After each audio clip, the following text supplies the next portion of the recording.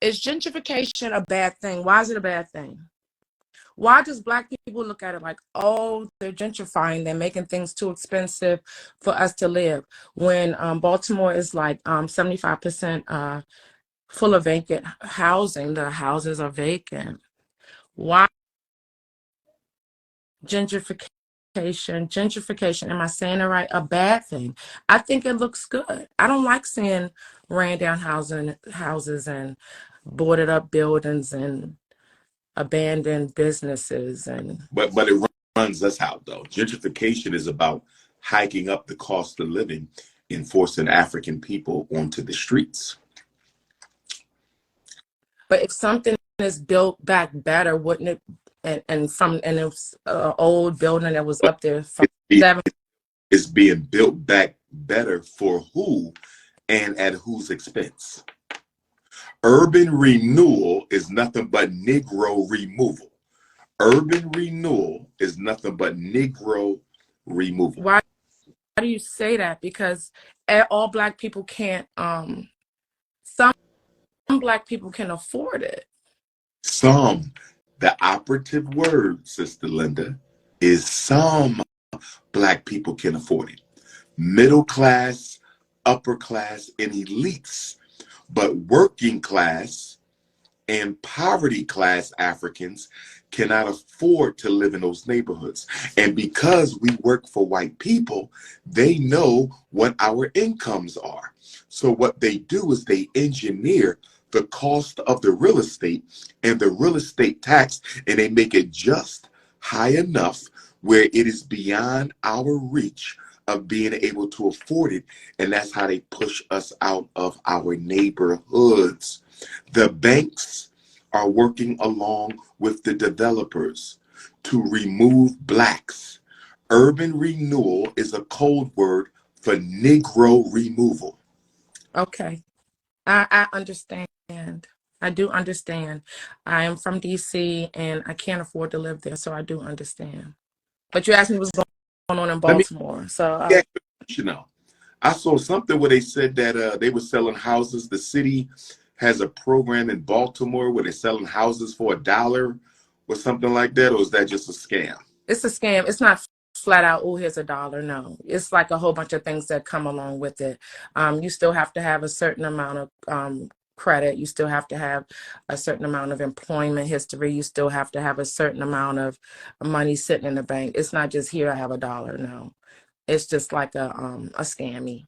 But it is really low. I'll say like $25,000 you can get a house.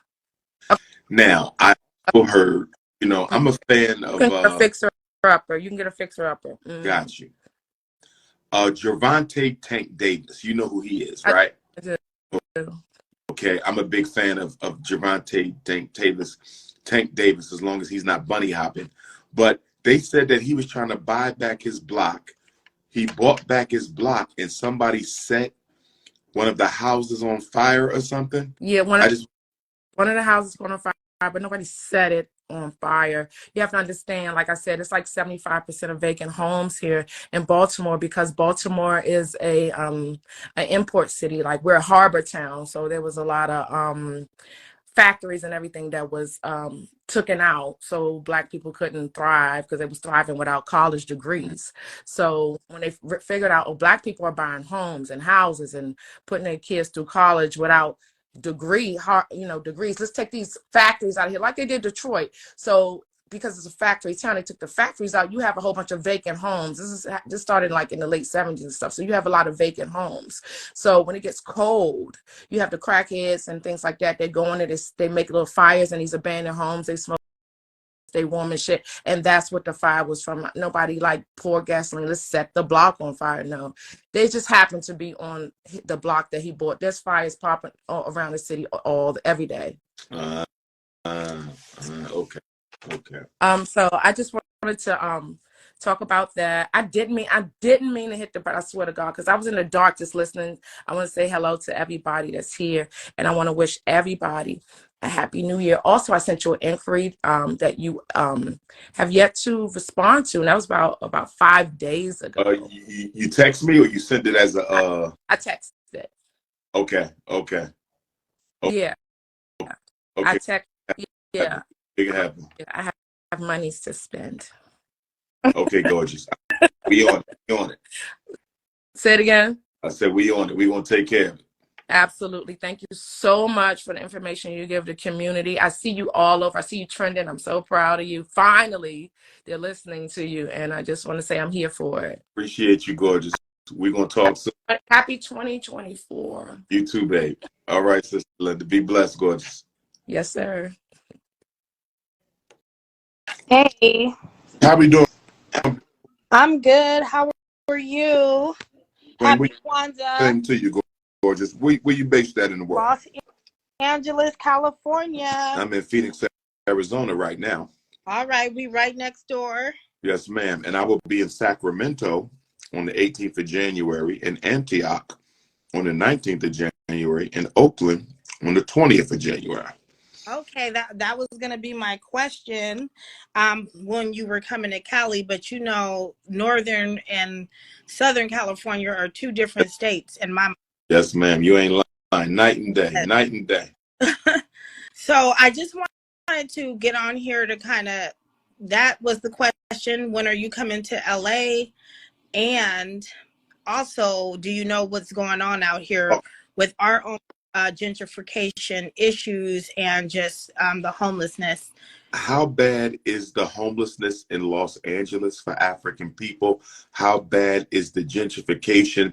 And how bad is the Latino racism that I'm hearing about out there? So I will say this, because I love my brown brothers and sisters. Everybody is not on that racial thing, but you know, it's the plot of the system to have us against each other, and some of them feed into it and some of them don't. But I just feel like anywhere in a city where you have imported a certain population to undermine, you know, the Black people, is going to be tension. So I wouldn't say that, you know, I don't see it on a daily basis, but I do see it in certain parts of the city. It's just like microaggressions. Okay. And systematic racism. I'll give you an example. We have a radio station out here called Power 106. That station plays all hip hop music. They got their popularity by playing hip hop music, and they never want to hire Black people. I don't know if you know who Big Boy is. You know who Big Boy is? Outcast? Not from Outkast. He's a radio personality based out here in LA. He's really tight with Snoop Dogg, whatever. So he was on Power 106 for a long time. They fired him. There were protests saying like, oh, you know, you don't hire Black people, and that quietly was swept under the rug. So I just feel like, how do I want to word this? I just feel like the people out here are dormant and oppressed. Black people are dormant and oppressed about like certain issues, and they're not as proactive as I've seen in the past or in other cities. So we do have a really big problem out here. For example, as far as gentrification, I feel like racism in general, we're hit from like all directions, right? So it's never overt, it's always covert out here in Los Angeles. And that's with just like, you know, opportunities, nepotism. When it comes to housing, there was on the news, this made, I don't know if it made national news, but it's been on the news all over the internet. We have a Black mayor of the city named Karen Bass, and she was criticized for not doing enough for the homeless people. There was a Black woman that had 2 children, and her baby died under the freeway because she was not able to get, you know, any assistance, any homeless assistance. So what they're alleging is that because of the nepotism that's taking place, and because we're a smaller population, I think we're about 8% of the population out here in LA, that the resources they're going to people of color, but just not us. right? Mhm. That's been really big in the news. And I just think we need someone like you. I think we have a Black Lives Matter out here. We have like the new Black Panthers out here, but I don't really know what they're doing in the way of, you know, like bringing awareness to the plight of African Americans in the city. Okay. Now, what about our level of organization as a community? Are we organized? Are we just talking in LA? Is there mobilization? Is there movement on the ground? Or are we just passively accept what's being done to us? I think we passively accept to a degree. We just have a lot of disorganization within our own culture. We have Black people from, you know, different parts of the diaspora. We have a lot of Belizeans. We have a lot of Africans. We just have people that really don't align with, you know, what our struggle is. I feel like there's a lot of infighting as far as, okay, like we have Karen Bass as the mayor, right? She's connected to one of the biggest churches out here. Wait, I think it's Los Angeles. Black Huh? mayor of Los Angeles is a Black woman. Yes, as a Black woman, but they're, you know, accusing her of being a talking head. So I don't really know what initiatives are that, you know, are taking place out here, but I just feel like on the West Coast in general, there's just not enough awareness. There's not enough mobilization. There's not enough unity. And it's kind of on the hush hush, because I actually love California, but I just feel like Black people get exploited out here the most, right? So this is Hollywood. This is Tinseltown. So people are going to do what they need to do to align with the powers that be, and also, you know, play along to get along. Okay. Okay. Thank you for that insight, Queen. That was a good education there. Good education. I'm going to keep you posted on my next visit to LA. Do you have my cell number? I don't have your cell number. It down, because I want you to text my name, so once I have an LA date, I can send you the flyer. Okay. So if I do that, I think I'm going to like end this live. Got no pen over there? Yes, I have my journal. Okay. So I'm going to write it down. But basically, I'm just encouraging you and begging you and asking you to do some work out here. Get connected with some people out here. I can try to connect you with some people. I think, were you gonna speak out here and then they canceled your No, I've spoken out there. The last time I was out there 2 years ago, I did a 4-stop tour. I spoke in San Diego. Okay. I spoke in Leimert Park. Yes, that's the epicenter of Black culture out here. Yeah, I've spoken in Leimert Park a few times. But yeah, I was there about 2 years ago. I got a pretty strong support base in LA. Yeah, I would love to have you come back out here. And talk to the people. I do poetry. I'm an educator. But go ahead and give me your 215 989 9858 9858. Yeah. Okay. Have a blessed new year. You too, Queen. All right. Thank you for your time. Be safe. Okay, now.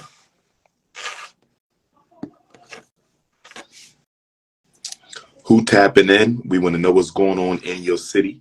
Who tapping in? We want to know what's going on in your city. Give us a war update. We need a war update. Hello. Give us an update on your city. Tap in season. How we doing? Good. Hey. Oh, look at the beautiful little baby. All right. Well, where you based at, Queen? Baltimore. Baltimore. Talk to me about Baltimore. What's going on in Baltimore? What's the Black situation in Baltimore?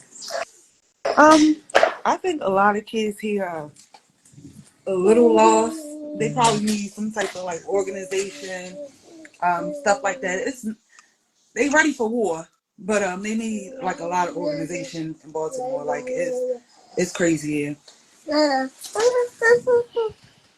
situation with black women in Baltimore?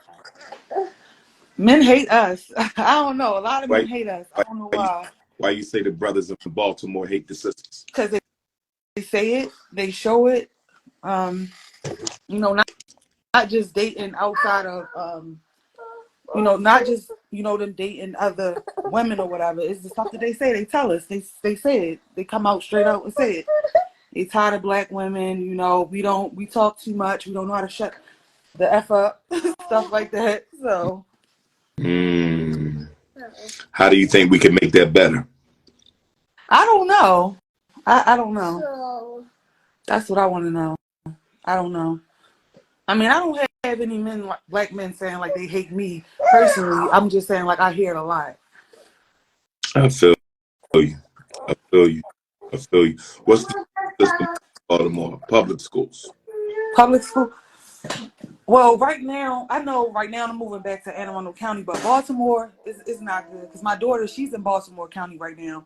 But I noticed like the change since we moved out here to Baltimore County and she started going to school here. She's been having like a lot of issues because like a lot of kids in this area are like exposed to different things that she's not used to in schools that she went to in like Howard County and Anne Arundel County. So, Mansa, he wanna stay up. This is Mansa. This little boy right here. What you doing He's the one. in the morning? And so I'm gonna get you. He don't care. He don't care. Yeah, you can go in there with that, Dad. Thanks for tapping in with us, sister. I appreciate it. All right, peace. Be blessed. All right. You too.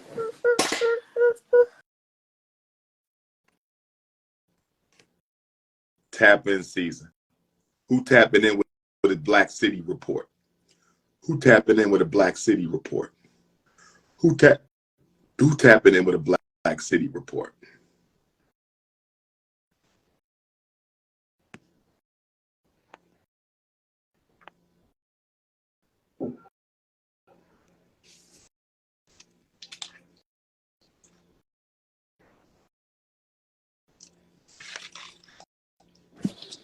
Bro, Dr. Umar, How we doing? look, I'm a huge fan, bro. I'm a huge fan. You like changed my life in so many ways. Like you've changed the way I view like just like the world. You know what I'm saying? Just like completely Appreciate you. overall. But I need your help. You based that? Where you based that?